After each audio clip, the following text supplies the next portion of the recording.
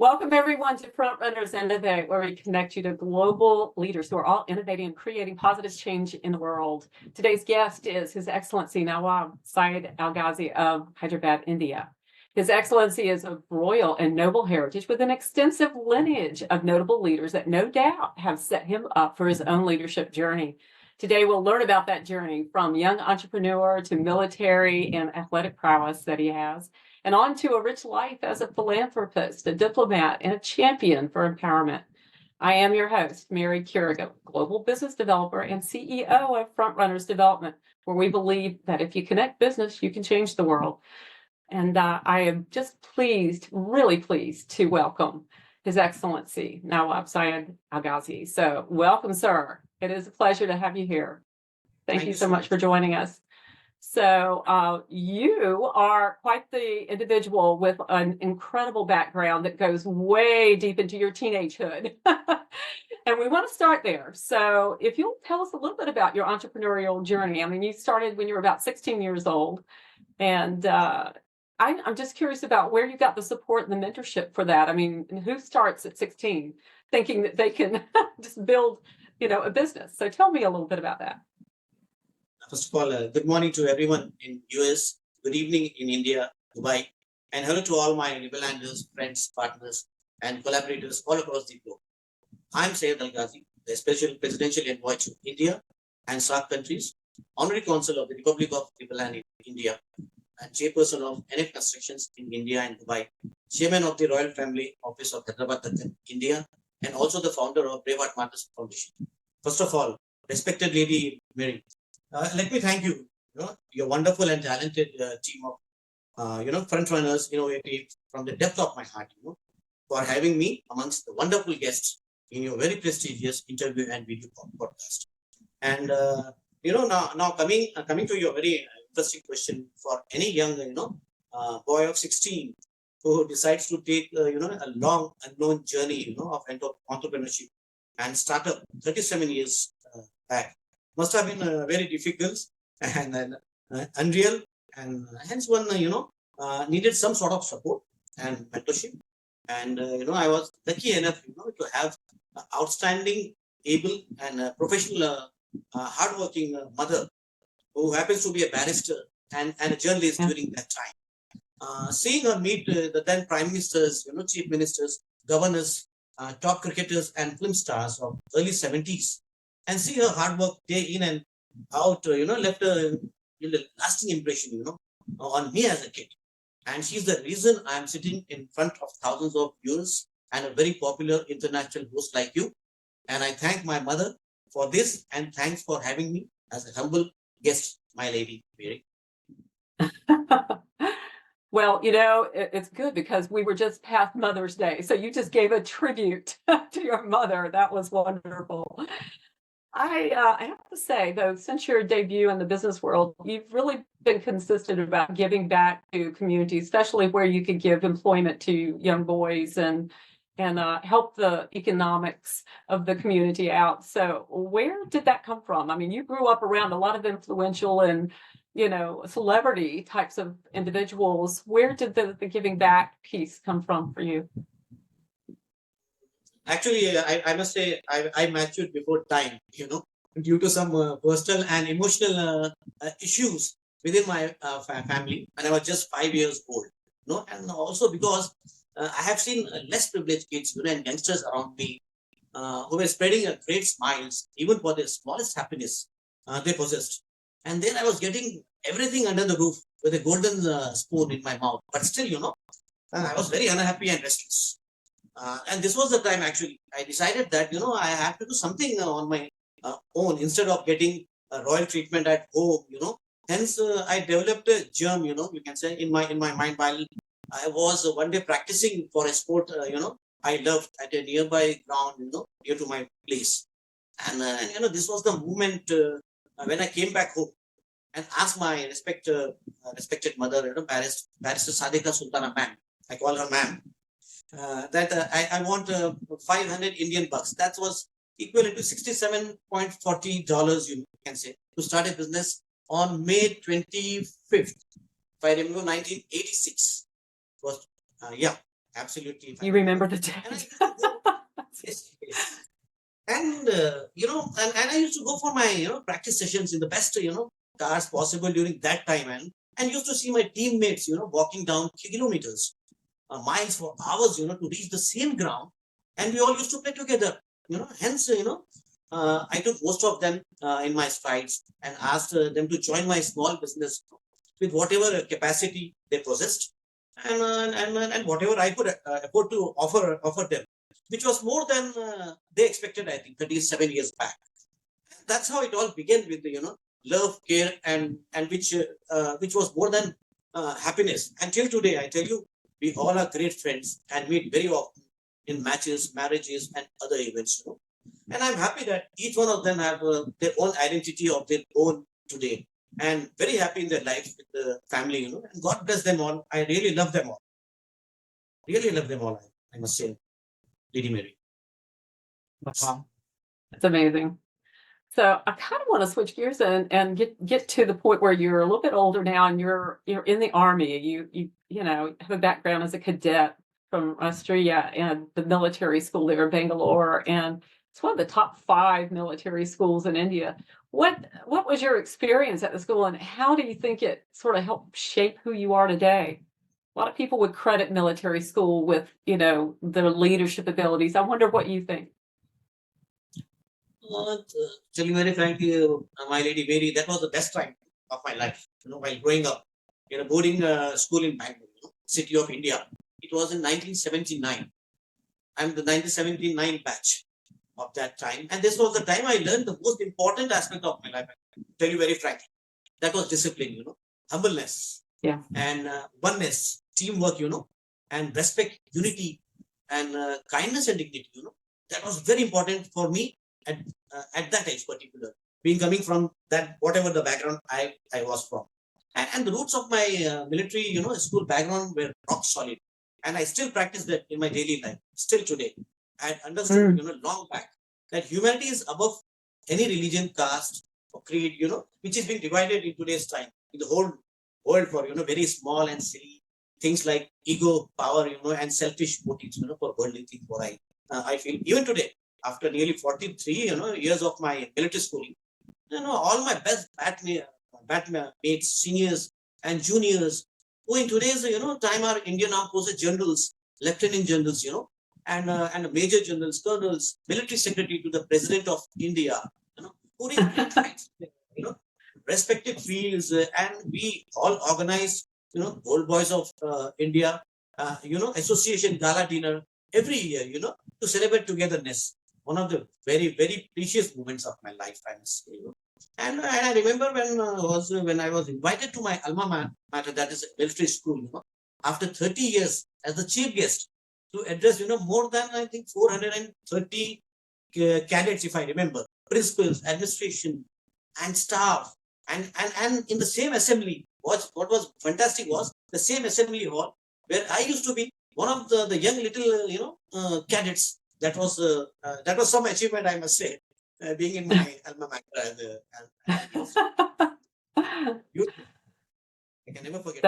That's interesting. And it's interesting that you've carried forward with a lot of what you've learned from there. And I really think that most people who have that experience in military life, because I'm married to one and I have a son that also was in the military. And so I think that you just never shake that. It gets into your soul, and you appreciate those people who serve, and it's really part of who you are from there forward, I think aside from clearly the successful entrepreneurship part of your journey and the military background, you are quite the accomplished athlete as well. So I have to wonder what's shaping all this success that's going on with you, but this ambition and drive. But can you tell us a bit about your background as a state cricketer?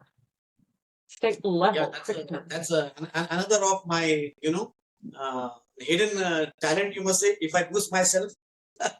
But yep, that's another beautiful chapter of my life. Yeah. Which began professionally in 1980, Lady Mary, to till 2009. I remember the time I gave up professional cricket, but still I play our team's annual day matches,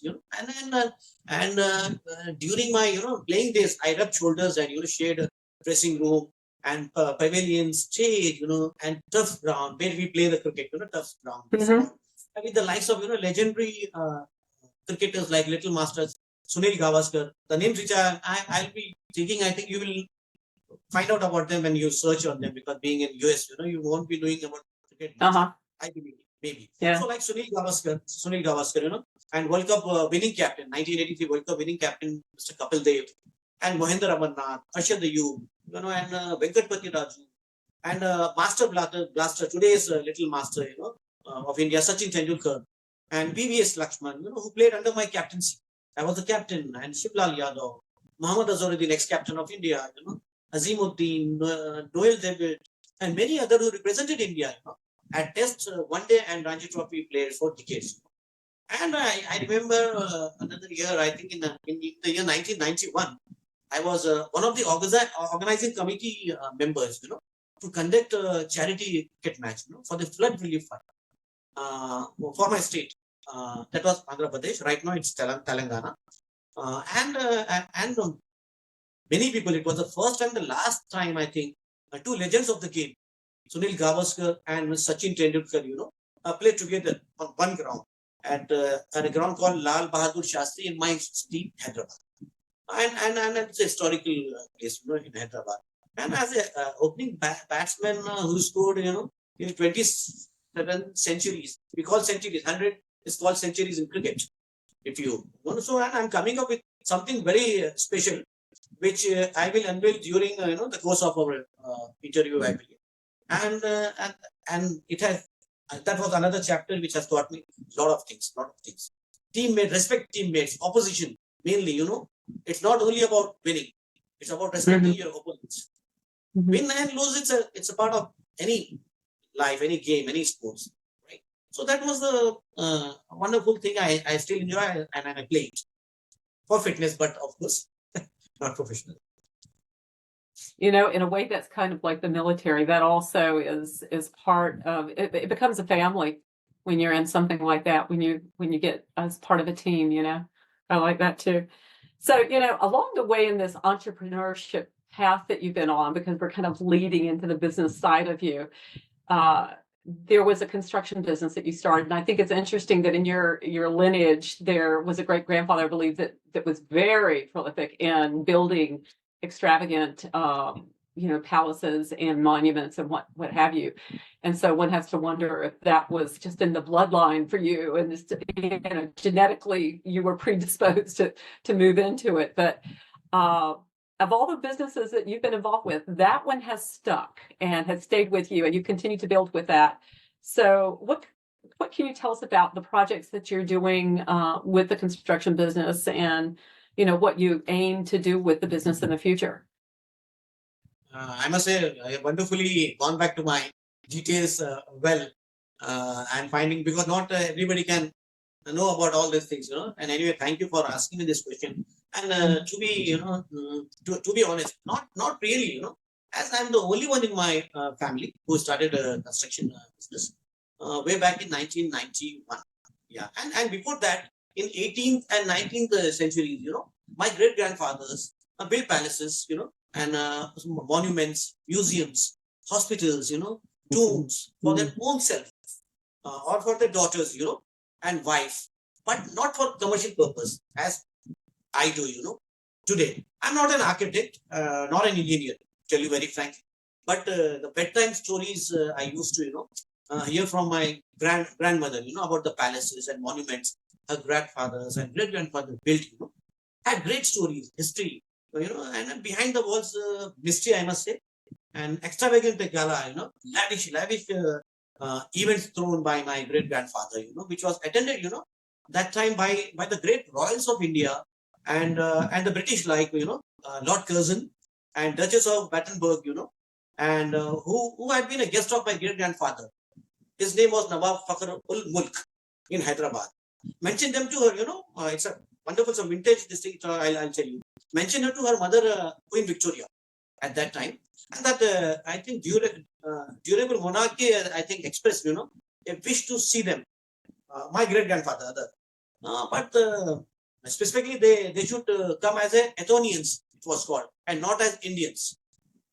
And then the boys were taken, to Windsor Castle and instructed, to bow, and not to speak a word in front of Queen Victoria.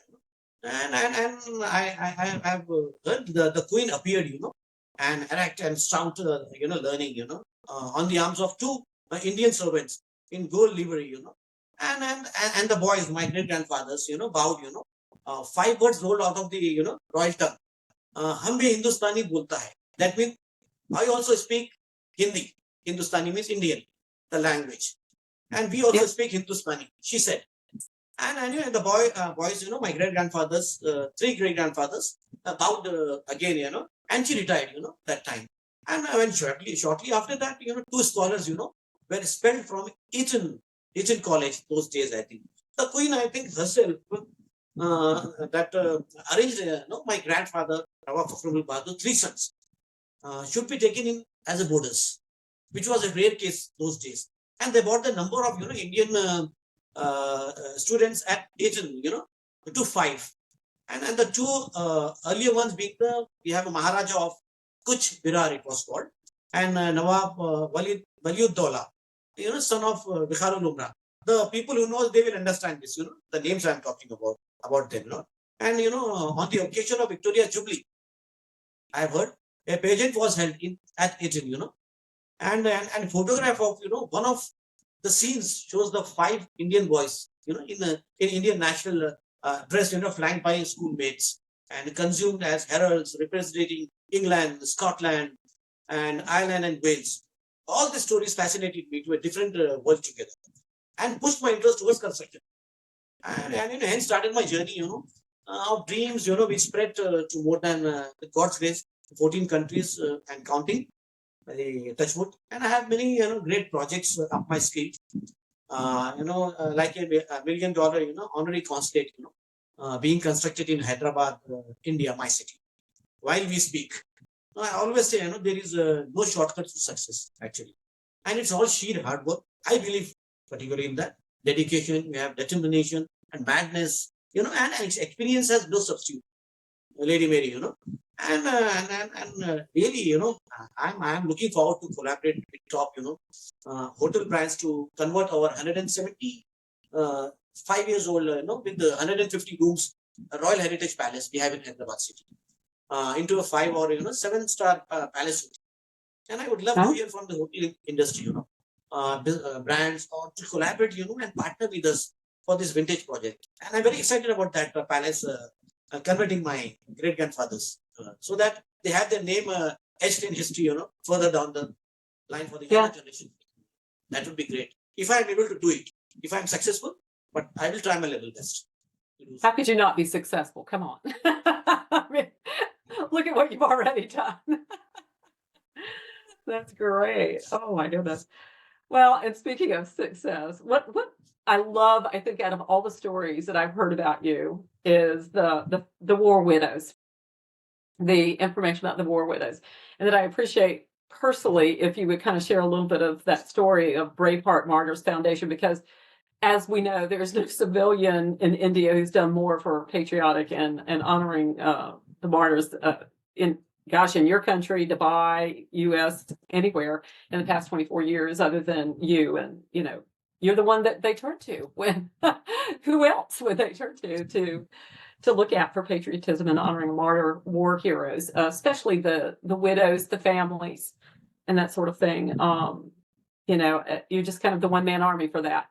And what we look at as a sort of a role model for how to treat the families that are left behind, that's near and dear to my heart. Like I said, I'm married to Marine Corps captain, retired, and also have a son that right out of high school went over to serve in the Marine Corps and ended up spending 17 years in service. And I live between two military bases, and so I'm in the midst of it all the time. I appreciate and understand and honor those people who've lost family members And so I can't tell you how much that touches my heart personally, and I know a lot of the viewers here feel the same way. Tell us a little bit about what drove you to start this, and this has been long standing for you. This is a heart project, isn't it? Then first of all, let me salute you and to have background of military yourself. I'm very happy and I'm very glad about this part that you belong to army, captain's wife, and you see Lady Mary. Usually, we eat food for living, and health, you can say, and body's energy or purpose, energy's purpose. But BMF, that is a short form of Braveheart Martyrs Foundation, is food for my soul, you know, and I feel so happy and contented when I do something for the armed forces families, or I must say chosen by God, and to do and to little I think bit under my limitations as a responsible citizen of motherland. Basically, it all started during a war with our neighbors in 1999. Yes, 1999 when I saw a young man, in pool of blood, and coming wrapped in tricolors, flags. And this was really disturbing, This was, and I took a oath, and to serve the martyrs, families, and very, very fortunate that we are able to honor, and help thousands of them with whatever we can and could. And we have been honoring all over India. We did it in New Jersey also in 2017 at one of the channels, that was a great moment for me. We honored 10 great war heroes, martyr war heroes. And we started honoring the mothers of the heroes, They are the sufferers, yeah? They are the sufferers. The boys are gone, right? They did their duty for the country. And they did not die for, worldly things, other things. They died for their, respect of their country. Everybody has the heroes. You have your heroes in US. Every country has its own heroes. And, we should respect them. And whenever you see a, armed forces, army personnel, you should smile at them. And if possible, salute. You're not going to lose anything. I tell you, Lady Mary, But I don't know why today's time people are so busy and they don't value. I really don't understand. But as far as I'm concerned, I sleep like a baby, when I do something for martyrs' families. I am telling you very, very, very truthful, It gives me a lot of pleasure to my heart. Nothing is more pleasure than serving armed forces. And anywhere I hear about armed forces, I get very emotional and excited to do something.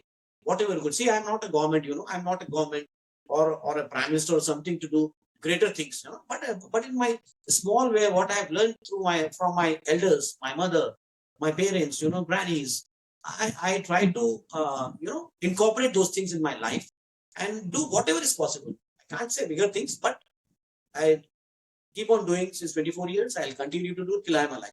That's my respect for the armed forces of any country, please. Not only India, any country.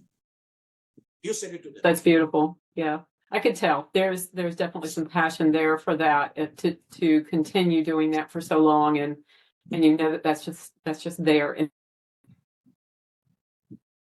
kind of talk a little bit about your diplomatic work that you're doing now, because you've in the last year you've you've had an appointment or two, and one of those is with a new country in the making, and that's Liberland, and you represent Liberland, India. So what are the duties that you have in that regard, and are they developing now, and what kinds of plans are you having along with your diplomatic service going forward with Liberland? So share a little bit, if you will, about that.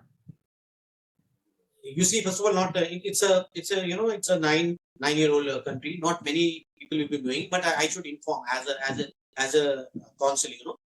Republic of Liberland, is a sovereign state in Southeast Europe. Surrounded by other 11 Balkan countries in Europe, and we have more than 105 representative offices, embassies, and consulates, across the globe. Includes UK, and in Washington DC, USA, we have India, and we have in UAE with more than 7.65,000 citizenship requests from all over across the globe, and the country is 7 square miles, so we can't accommodate so many people. The demand of citizenship. But anyway, we have a business incubator, has been established, for foreign investors in a place called Ark Liberland village in a place called Apatin. It's in Serbia, the neighbor, Yeah. just 5 kilometers Yeah. from Liberland, and as well in the Republic of Liberland. And Republic of Liberland will also be the first European, country to build in a virtual world by the world-renowned, London-based architect firm, Zara Hadid, architects, who have been working on a vision for a virtual city. And my responsibilities as the special presidential envoy to India and SAARC countries, as well as Honorary Consul of India, is to promote bilateral trade and business, can say investments, arts, culture, films, the sports, youth, tourism is there, and diplomatic relations for relationships for Republic of Liberland with more than 200 countries. I know people discourage newer things, don't want to accept the new things. But see, people forget that they were also a child, they were also a young country when they started, right?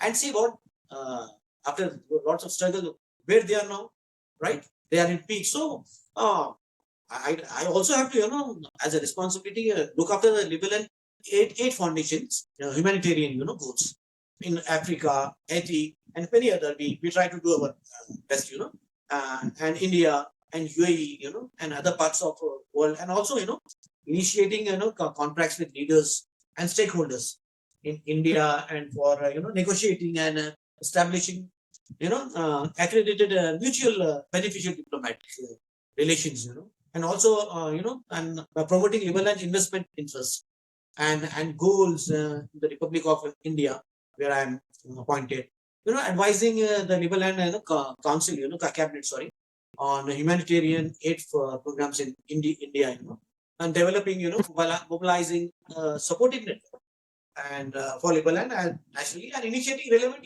partnerships and collaboration with the stakeholders. And I'm constructing a multi-million-dollar state-of-the-art consulate for Republic of Liberland in Hyderabad, India, which is my city, country, for which all the logistics, are being invested and looked after by my company, NF Constructions, as you know, with its 5-story, construction work, with a groundbreaking ceremony we started in 2023 with 20,000 square foot area, for many international businesses and incubators for Europe, UAE, Philippines, UK, and USA, and to connect with Liberland. This will be a significant development, I think, for the Liberland, India diplomatic and strategic relationship and partnerships, and it will also create jobs related to other things I'm looking after.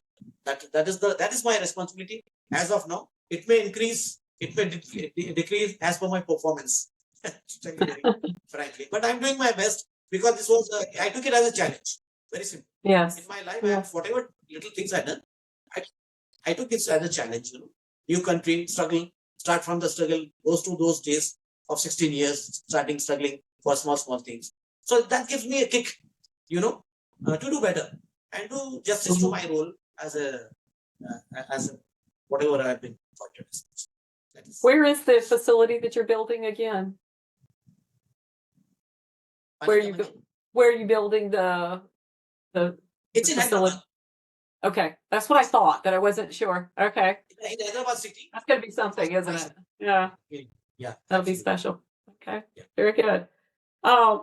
So I think that kind of leads us to the type of impact that you're creating now in India, Liberland, and all around Dubai and different places that you're touching. So what are you working on that you can talk about as far as big projects coming forth for the rest of this year and early 2025? What type of people might you also appreciate meeting that will help you in getting those things done? Not that I don't think you could do it by yourself, because clearly you're very successful and very driven about all these things. But I do believe that it takes a village of people to get things moving. And, I wrap myself around the United Nations Sustainable Development Goals. And to me, you're not going to get any of the 16 done if you don't get number 17 right. And that one is partnerships for all the rest of the goals. Going on, and what type of people might you need to help you get there? Actually, Lady Mary, I would like to take this opportunity, for a few minutes, if we can have Sure. it, please. Before I get back to 2004 or 2024 or 2025, as this is very much relevant, as far my UAE business and projects are concerned. I remember, my journey of UAE began in 2004 and 5 December, if I exactly remember, as an investor. I started as an investor there. As I planned to embark, on an entrepreneurship endeavor, there was this huge, sad news, on 4th of January, around 2006.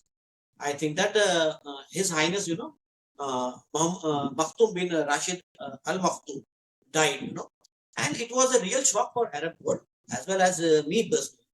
As I was about to board Emirates Airlines in few days, time, and but everyone, in Dubai, suggested to me it's not the right time, to fly to Dubai or for business on and for whatever thing you down, that they asked me to let the thing settle down, in Dubai. But as the saying goes, the show must go on, and what a roller coaster rider it has been, under the visionary umbrella of, His Highness Sheikh Maktoum bin Rashid Al Maktoum, and actually when he succeeded his brother at that time, 2006, His Highness Maktoum bin Rashid Al Maktoum, on February, in February, would remember the date, maybe 10th or 11th, 2006, as a ruler of Dubai.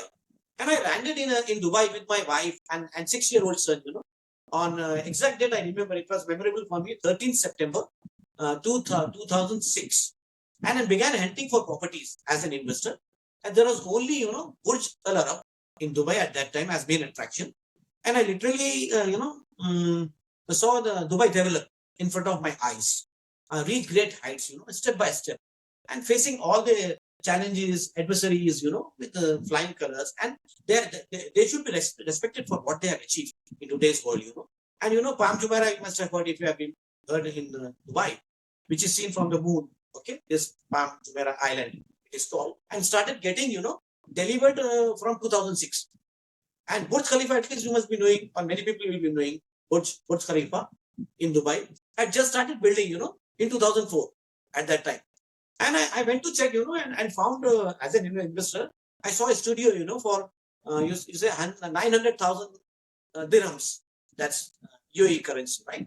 I even went to MR. These are big developers, MR, Jamac Properties, ETA Star, and Waxen Real Estate, Diamond Investment LLC, and brought many pieces of properties as an investor myself. And from them, the journey still continues now. Not only limited to UAE, but the country's prime minister is uplifting the whole world strongly, I think, to achieve greater heights on earth. And not to forget the millions of expats, whose lives changed since the time UAE welcomed each one of them with their open hearts and kindness. And His Highness Sheikh Hamdan, bin Mohammed bin Rashid Al Maktoum is the new the Crown Prince of Dubai, popularly known as Faza. His pet name, with love they call him Faza, which means the one who helps, and he was appointed on 1st February 2008. I was there, what a progress and development in his personality as a sharp, young man following in his father's footsteps, and I think I would like to thank, for the respected rulers of Dubai, because I have a base in Dubai. I have to thank them for, His Highness, Sheikh Maktoum bin Rashid Al Maktoum, for giving us wings, to fly under his visionary guidance, I must say.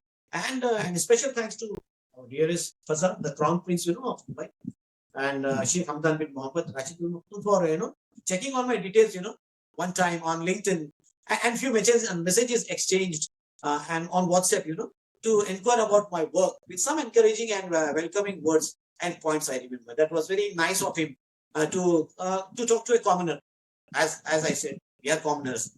And coming back to today's time and day, with expertise of international, my international Dubai team and Indian team, we will be progressing, together in pharmaceuticals and I think tourism, and then we have real estate also, startups, healthcare, tea business, films, and other important sectors in UAE, Africa, India, Europe, United States, and Schengen countries. Around now there are 40 countries in Schengen countries. I think they have added another two, if I remember, which will benefit thousands of citizens. From different parts of this world to come, and join us, collaborate, and partner with us, and enjoy the benefits. The most, what I say, the fascinating country, UAE is, offering, for millions to their the lives and their dreams. And we are coming up with a great event. It's the latest one. I would like to tell you, we are coming up with a great event in Dubai on 29th May 2024, this month, Uh-huh. at a hotel called Crown Plaza Hotel, Jumeirah, where we'll be launching some very exciting projects, Lady Mary. Few details I'll give you now only. Some of you are launching at that day, but I'll give you now. A franchisee module, okay? Offices and branches, of our 33-year-old brand NF Construction, that is in 27 countries. We are going to have many will be added in the coming days and months. We are also, launching a thing called Royalty with the Royals Forum, okay? To gather all the royal families, from all across the globe under one umbrella, to support entrepreneurs and startups, royal family offices across the globe, and well-settled business houses, and high net worth individuals also are there, included in this very exclusive by invitation only program, and even this will be organized, at top palaces and hotel palaces. I should inform you of different countries and starting, and with my Hyderabad, India, as we have our own families, royal and heritage palaces. We are also coming up, with a palatial and grand project called Iram Manzil Tea Royal. I repeat again, Iram Manzil Tea Royal. Iram Manzil is the name of my great grandfather's palace present Yes. in Hyderabad. Yeah. So I took that liberty of being his family called Iram Manzil Tea Royal, and it's a G plus 6 floors, royal abode, having 200 and 400 SFT of grand spacious each floor, and also a few triple high duplex, like 30 feet high duplex of 5,000, 6,000 each area with, private lift, automatic gate, smart home, so many things, and, Wow. and my most personal and important project of my life, which will be launched in India on the same day, 29, is the incorporation of an honor named, in my respected mother, barrister Sanjay Sultana. Yeah. Calling the Legend Award for a brilliant 50 years of journalism and law. And I'm very lucky, to have her in my life, and I probably stay with her. She doesn't stay with us. We stay with her and my family, and I want to take this opportunity while we are having an interview to broadcast. I would like to to invite you and your team for our diplomat and business event. Same happening. Remember the dates, 29th May 2024 in Dubai. I got the date. Yeah. We'll see. And I would love to meet and connect with people, who wants to collaborate. To your last question, I'm just giving this point. I want to have this happening, to collaborate and partner with us in UAE, Europe, Africa, other countries, they are most welcome to contact me or my team, for which I will ask my team to send you all their links and details, and moreover, you can get them directly connected to me or my team if you don't mind. I would humbly, like to offer what I say, you some wonderful business proposal to you if you don't mind. So that you join. Yes, so that you join me, in the entrepreneurship journey with us. I've always, believed that collaborations, partnerships, Yes. and kindness, and should not be in words alone. Just talking is not enough. I always believe, that it should be needs to. And hence it's always better, to try and fail for anything than not trying at all, And in the end, I would like to thank my Dubai team, and senior team members, especially Miss Pinky and Mr. Shabir, and all others for their kind and understanding support to me, and the consulate, the NA construction, the Royal Family Office.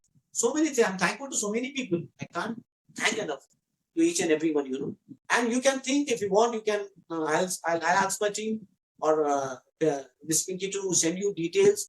Have a look at that. If you want to collaborate, if you want to join me in any of our journey together, it will be an honor for me, Lady Mary. As I know, you are a wonderful, talented, respected lady, and you're doing wonderful job. And Well, thank you. I would love to, my consulate and my Royal Family Office. Oh, well, thank you. You're too kind. would love to have you. But yes, and by the way, you have a wonderful team, and Miss Pinky does a fabulous job. So you do well by having surrounded yourself with good people. Could not agree more. Yeah. Sure. Very true, very You true. select well. No, So you this can is terrific, and I want to end this by saying, oh my goodness, nobody would expect you to end this interview with such a kind offering to myself and other people that I surround myself with in my team. But we definitely will be talking about that for sure. But I want to say thank you, but I want you to stay on for a second because we're going to talk about that in a minute. You stay on, and I want to say goodbye to everybody else. And so if you're getting this in any of the places that you get your podcast to everyone, then go to www.frontrunnersinnovate.com because we want you to see it on our site because we're going to include some extra information provided by Ms. Pinky on His Excellency and ways that you can connect, and hope that you will, or you can connect through me, which is wonderful. I'll be happy to make an introduction. This is what I do. So thank you very much. And until next time, happy Brett Run. Bye. pleasure.